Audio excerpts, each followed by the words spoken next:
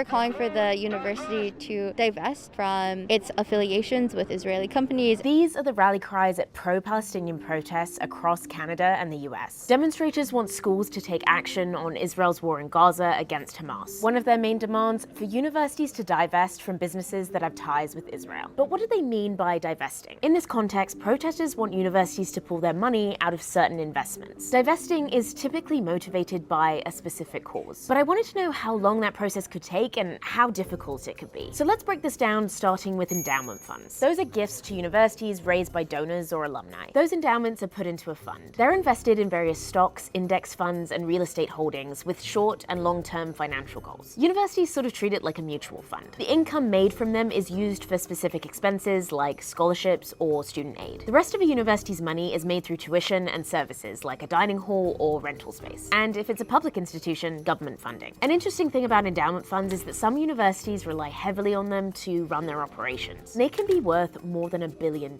So protesters want universities to pull out of investments they say are associated with companies or businesses that support Israel. The demands vary depending on the protest. The most common include weapons manufacturers or companies that support Israeli settlements in the West Bank. And some protesters say they won't end the encampments until their demands are met. We're not going to move until McGill and other universities execute our demands. There's not a clear answer about how simple divesting could be. With UBC, its website states it doesn't invest directly in specific companies or individual stocks and bonds. So even if a university does agree to divest, this setup makes things more complicated. Additionally, this US professor says it's not hard to tell if you've invested in weapons manufacturers, for example, but he says it can be difficult to keep track of all the businesses a university might be invested in and their relationship to Israel. My example of a company that has done some business in Israel is Pepsi. Pepsi bought SodaStream. SodaStream being one of the most famous Israeli companies at the time. Divesting from companies that do business in Israel means divesting not just from Raytheon, Boeing, and these weapons manufacturers, but also from Coca-Cola and Pepsi and Amazon and Google. We know that those companies all have some tie or have done some business in Israel. We cannot understate how difficult it is legally and functionally for universities to divest. Another thing you should know, there are endowment managers whose job it is to manage these funds. Their focus is making sure the endowment grows. But this sociologist who specializes in economics says it's easier than ever to invest responsibly. There's been a growth of a sector called the environmentally and socially responsible investment sector, where there's actually hundreds of fund managers who will manage portfolios for universities and for other investors according to principles of equity and justice, not just principles of what will maximize profit. At the end of the day, making socially responsible investing decisions can be profitable in some cases. Take the push to divest from fossil fuels. Masakano's research showed the returns for institutions